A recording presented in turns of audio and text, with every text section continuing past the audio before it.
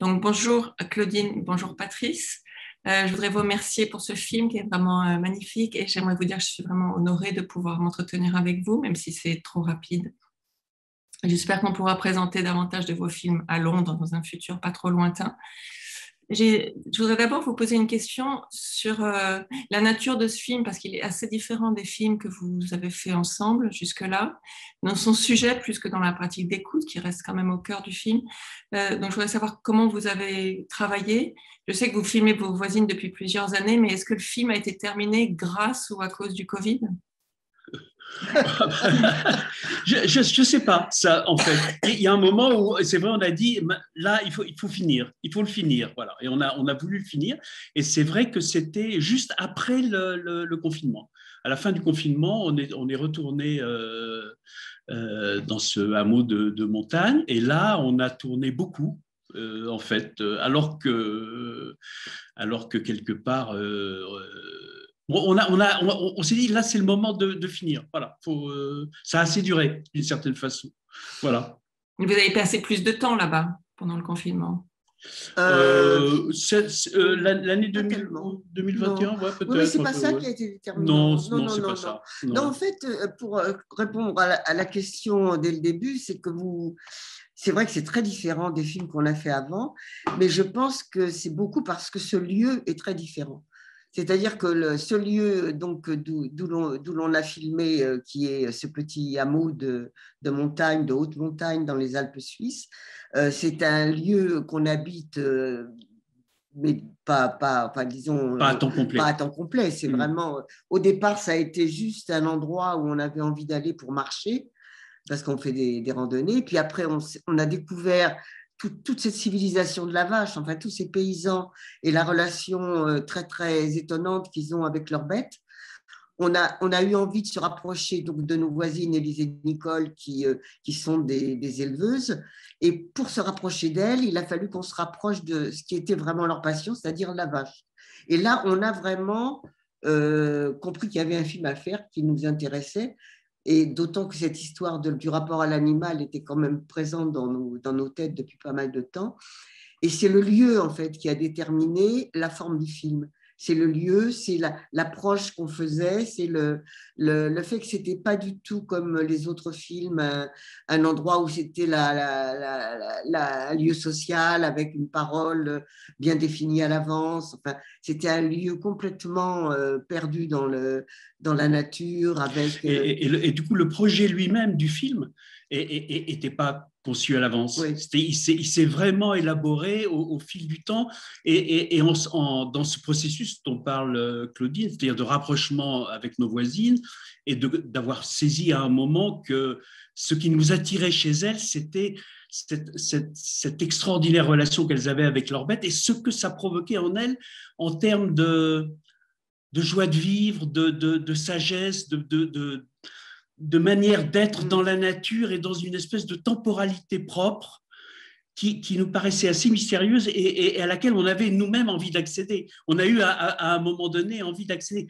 On y a accédé à cette espèce de temporalité qu'on appelle le temps des vaches, mais qui est aussi le temps de la nature, le temps de la contemplation, le temps de je ne sais pas quoi. Un temps différent en tout cas de celui que nous, citadins, on a l'habitude de vivre. Un temps peut-être qui nous rapproche de quelque chose comme un temps des origines ou j'en sais rien. On ne sait pas vraiment. C'est assez mystérieux. Mais simplement, on a fait l'expérience d'entrer dedans. Et en entrant dedans, on s'est dit, le cinéma est un outil, est devenu, enfin c'est notre outil en fait pour rencontrer les autres, pour rencontrer le monde dans lequel on est. Et là, c'était un outil très, très précieux, effectivement, pour se rapprocher à la fois de nos voisines, et puis finalement de vedettes, de la vache, de leur vache préférée, et qui était aussi notre voisine d'une certaine façon. Voilà. Oui, parce que justement, dans la façon dont vous filmez ou dans le film évolue, au départ, on voit cette compétition entre vaches, c'est assez cocasse pour nous comme spectateurs. Et puis, Vedette, elle se distingue de plus en plus du groupe des vaches. Et ensuite, vous emmenez l'histoire à un autre niveau, à la fois de cocasserie, mais aussi peut-être plus de communication justement avec la nature et les animaux, en lisant par exemple à une vedette retraitée Descartes ou Kundera, ou en lui faisant écouter Carmen. On voit vraiment qu'il y a une relation qui se tisse et que Vedette devient vraiment un être unique, un personnage de film. Et Oui, tout à fait. Ouais. donc ça, ça a été une évolution dans le temps, mais qui est aussi bien montrée dans le montage du film.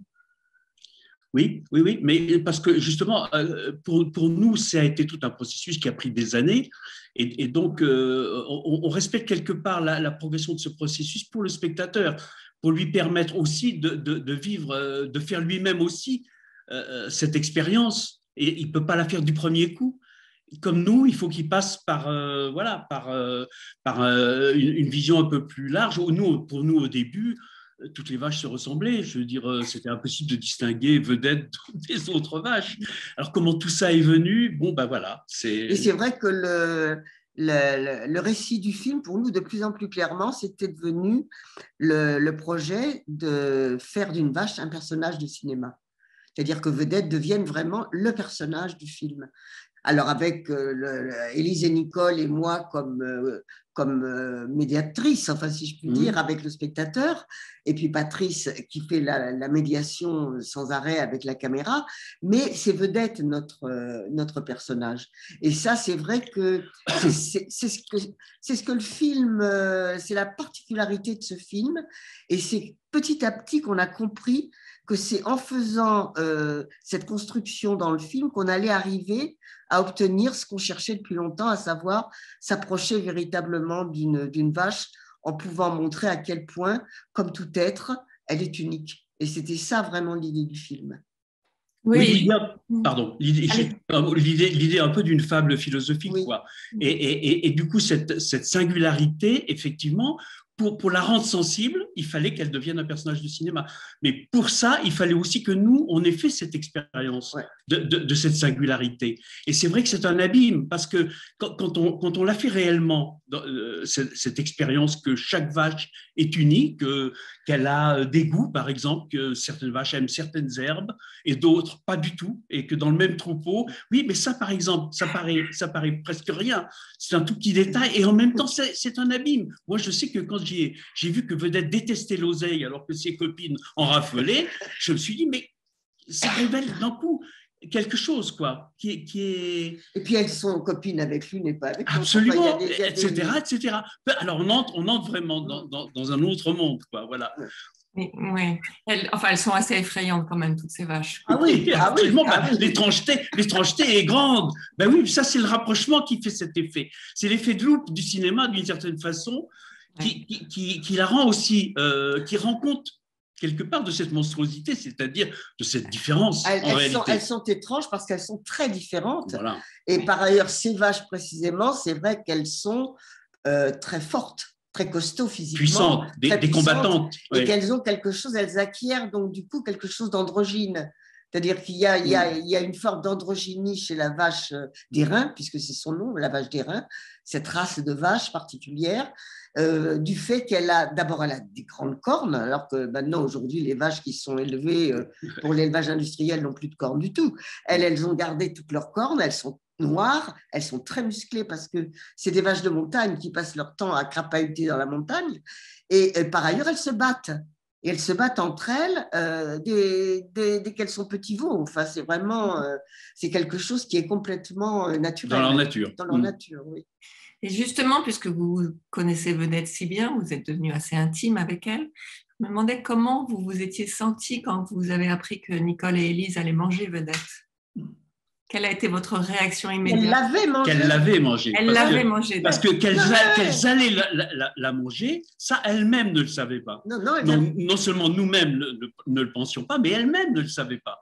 Quand elles nous disent qu'elles ne mangeront jamais Vedette, elles sont parfaitement sincères et elles le croient absolument. Et quand elles nous racontent après comment ça s'est passé, comment elles ont été amenées à la manger, on est surpris, mais elle aussi d'une certaine façon. Mais moi, Voilà. j'ai été quand même un peu sidérée. Ouais. C'est-à-dire, il y a eu un moment, d'ailleurs, il y a un moment où ça se comprend, enfin moi en tout cas je me rappelle, quand je lui dis, c'est complètement aberrant ce que je lui dis, mais parce qu'elle dit on est allé la chercher, elle raconte donc la vache a été à l'abattoir, que l'abattoir l'a appelée en lui disant qu'est-ce que je fais, elle a dit bah tu me fais les morceaux.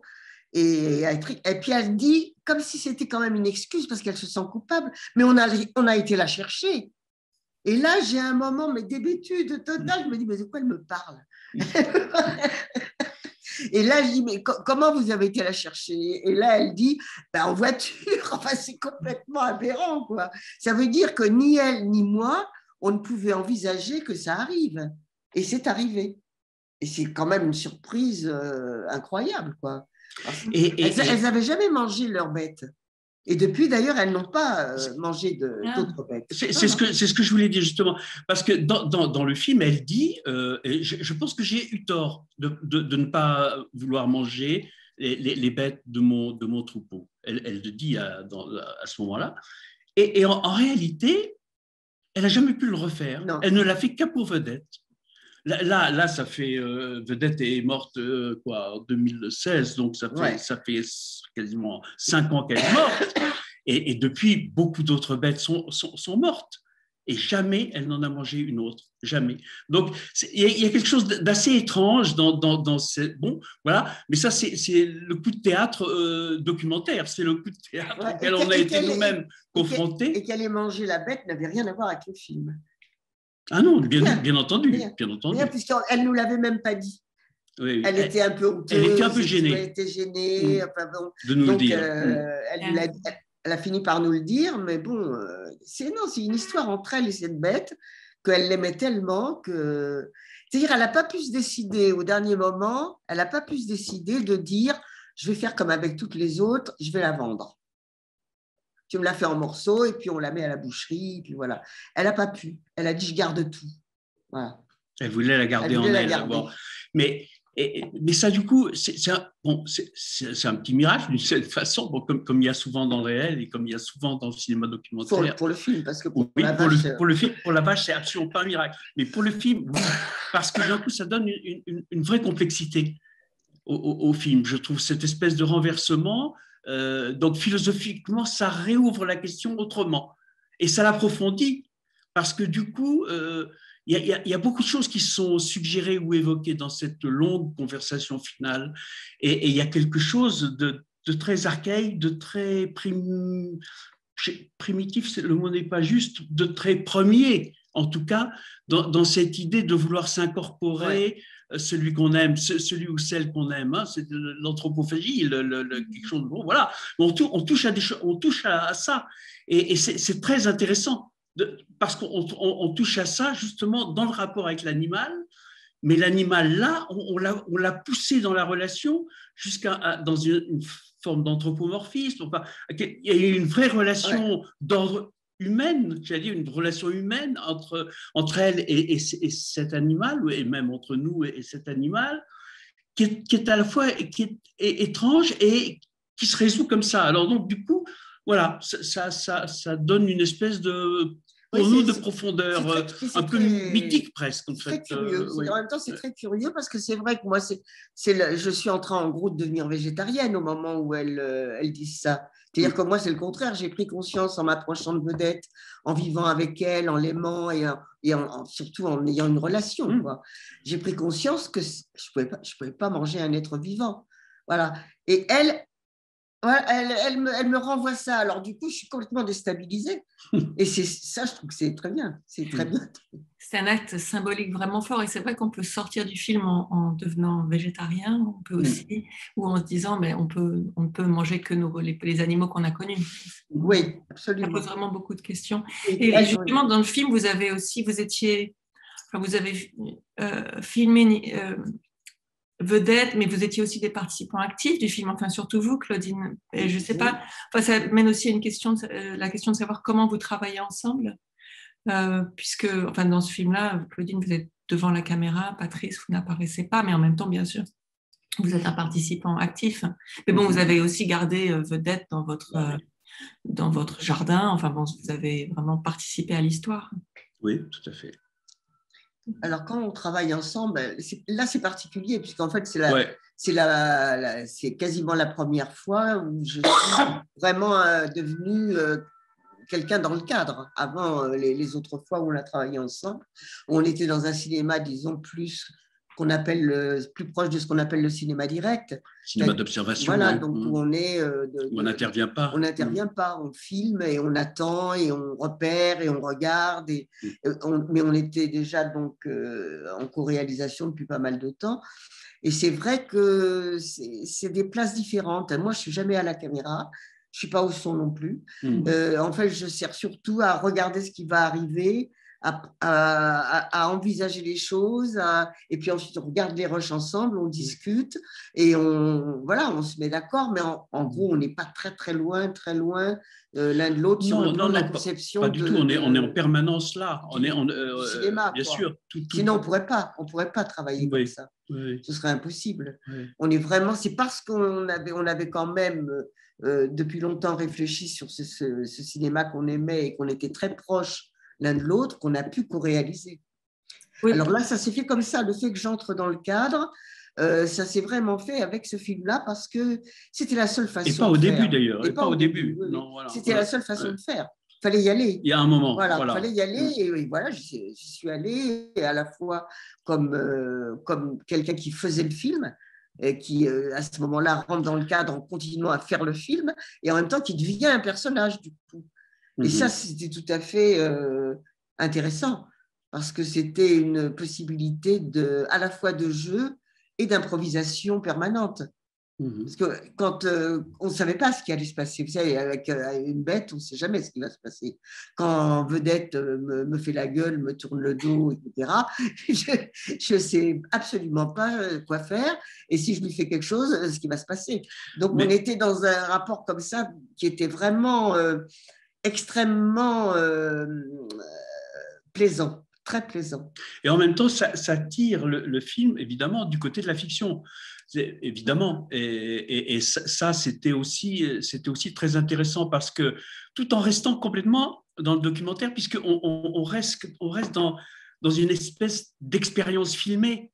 Alors, cette expérience, c'est un dispositif de cinéma. Claudine, elle est en train de créer un personnage. Elle crée un personnage. Elle n'est pas seulement Claudine, elle devient un personnage de cinéma et donc elle crée un personnage de cinéma. Et c'est vrai qu'il y a des éléments de mise en scène que d'habitude, on ne se permet pas du tout dans ce qu'on appelle le cinéma direct ou dans le type de cinéma qu'on pratique d'habitude. Mais là, d'une certaine façon, ça permet une grande liberté, je dirais. Mais ça, c'est aussi le documentaire. C'est-à-dire qu'en fonction du sujet traité, en fonction du film tel qu'il se développe, voilà, on est amené à inventer une manière de faire qui n'est pas forcément prévue, qui n'est pas anticipée, mais qui va s'imposer et qui va nous amener plus loin dans une liberté. C'est le cinéma. Mais c'est évident qu'à partir du moment où on a gardé vedette et on s'est dit c'est l'occasion absolument de la filmer, et donc il fallait filmer cette relation. Et donc du coup, mais parce que le film, déjà on l'avait pensé avant autrement, on a pu le réaliser comme ça. C'est-à-dire, on ne l'avait jamais imaginé qu'on allait avoir gardé vedette. Mais alors, on avait imaginé plein d'autres trucs. On avait imaginé qu'on pourrait acheter une vache, on avait imaginé des choses, qu'on cherchait autour de ce sujet-là. Bon. Et puis, il y a eu cet événement, voilà. Et le cinéma, d'un coup, nous a permis d'en faire quelque chose. Et donc, voilà, on est à la frontière entre un cinéma, une fiction improvisée et quelque chose qui reste de l'ordre du documentaire. C'est vrai que avec le documentaire, vous avez pu accueillir un peu ce que le sujet vous proposait, enfin la façon dont... Oui. Et aussi, et votre participation, c'est ce qui rend le film assez drôle. Oui. Parce que sinon, ce serait beaucoup plus tragique, en effet, de voir juste l'histoire de cette... bien sûr. Oui, absolument. Je ne sais pas si vous les avez vus, mais cette année ou l'année dernière, il y a eu plusieurs films importants sur des vaches. Je ne sais pas s'il y a il y a le First Cow de Kelly Oui, Reichardt on l'a vu, ça. Oui. Ah non, on ne l'a pas vu. Non. Je confonds toujours avec le dernier film qu'on a vu d'elle, mais ce n'est pas First Cow, non. Qui vient de sortir en France, ouais. le film Cow d'André Arnaud, qui est à Cannes. Donc, c'est 3 films réalisés ou co-réalisés par des femmes. Donc, je ne sais pas si vous vous êtes parlé avant ou comment vous expliquez ce phénomène. Quand même, on y a pensé. Ouais. Vous savez, il y a quand même aussi une réalité sur laquelle on n'a pas insisté, mais qui existe et qui est fondamentale dans toute l'histoire de l'élevage, c'est l'exclusion du mâle. Il n'y a pas de mâle dans le troupeau de vaches. Il n'y en a pas. Et donc, ils sont où, les mâles? Ils sont à la boucherie un peu plus vite que les autres. Voilà, même beaucoup plus vite. Et donc forcément, ça pose une question. Voilà. Et moi, ça m'en posait une. Mais non, c'est pas pour ça qu'il y a. Mais il y a quelque chose dans la figure même de la vache, de ce qu'elle représente, de la figure mythique, disons, de la vache. On le voit très bien, par exemple, dans la civilisation indienne. Qui est du côté de la déesse mère, de la nourricière, tout ça forcément, oui. Et il se trouve que c'est une histoire de femmes, oui, aussi. C'est vrai. Et c'est comme ça. Ça pose des questions. J'ai pas de réponse. Je n'ai pas de réponse, mais ça pose une question. Pour les paysans du Val d'Airain, pour eux, la vache, cette vache qui se bat, la reine, elle est à la fois femelle et mâle. Oui. C'est ce qu'ils disent. Pour eux, elle est symbolique, dans la symbolique. Oui, dans la symbolique, oui. Et c'est là qu'elle rejoint quelque chose de beaucoup plus archaïque et mythique. Probablement. Voilà. Et il la respecte aussi pour ça. Parce que elle ne sert pas seulement à donner du lait et à faire les veaux. Elle a quelque chose d'autre. Voilà. Elle a une puissance qui d'habitude est l'attribut du mâle, et là, il se trouve que c'est l'attribut d'une femelle. Et ça, c'est vrai que c'est assez extraordinaire. Oui, c'est vraiment très intéressant, très unique. Ouais. Et ma dernière question concerne la section acide de Cannes, parce que j'ai sélectionné ce film pour le festival dans le cadre d'une collaboration qu'on a avec cette section. Et je crois que vous êtes une cofondatrice, Claudine. Oui. J'aimerais savoir, je sais que vous êtes tous les deux dans le conseil d'administration, est-ce que vous pourriez nous dire quelques mots, surtout pour le public britannique qui ne connaît pas forcément cette section, sur ce qu'elle est et pourquoi elle est si importante dans le paysage du cinéma et de Cannes? D'abord, il faut dire que cette section prend de plus en plus d'importance, justement parce qu'elle est complètement unique, puisqu'elle est faite par des réalisateurs. Acide a été créé par des réalisateurs qui, en fait, défendaient un certain type de cinéma qui avait des difficultés pour sortir en salle, ce qui est toujours le cas d'ailleurs. Et l'idée était d'accompagner ces films pour les aider à sortir en salle et pour solidairement les aider, c'est-à-dire qu'on se soutenait les uns les autres. C'est-à-dire que si on aimait un film de quelqu'un de l'Acide, on va avec le réalisateur faire des débats, on va le défendre, on va en parler. Voilà, il y a une solidarité très grande entre les réalisateurs sur un certain cinéma dans lequel le documentaire a une place très importante. Alors, il y a aussi beaucoup de fiction, bien sûr, essentiellement, mais quand même, le choix de l'Acide de tous les ans à Cannes accorde une importance très, très grande à un certain documentaire, et un documentaire de création vraiment très pointu. Donc ça, c'est vraiment la particularité. Et je crois que la section Acide de Cannes est amenée à avoir de plus en plus d'importance. Parce que, d'une part, parce qu'elle est plus jeune, elle est plus dynamique, voilà, et par ailleurs, parce qu'elle est unique. C'est-à-dire que le fait que ce soit ces réalisateurs qui, d'année en année, continuent à tenir le flambeau, disons, ça, c'est quelque chose qui fait du bien quand on est à Cannes, parce qu'à Cannes, c'est un peu dur. Il y a de plus en plus de films dans les autres sections. Il y a de plus en plus de documentaires dans les autres sections, mais c'est vrai que les documentaires de la section Acide sont uniques. Enfin, chacun a ça. Oui, parce que ce qui est défendu à l'Acide au niveau du documentaire, ça n'est pas le documentaire, c'est le cinéma. Et je pas le sujet, oui. C'est pas le sujet, Ouais. voilà. Et c'est vraiment le cinéma. Et ça, c'est particulier, je pense, à cette sélection-là. Parce que pour eux, pour nous, pour les cinéastes de l'acide, la question du documentaire ou de la fiction ne se pose pas en termes de classification de genre. Pour nous, c'est du cinéma ou c'en est pas. Voilà. Et par contre, c'est vraiment un cinéma d'auteur, un cinéma indépendant qui est soutenu et qui est soutenu effectivement, comme tu l'as dit, par des cinéastes entre eux. Voilà. Merci beaucoup. Merci pour votre temps. Merci beaucoup. Et merci d'avoir fait ce film.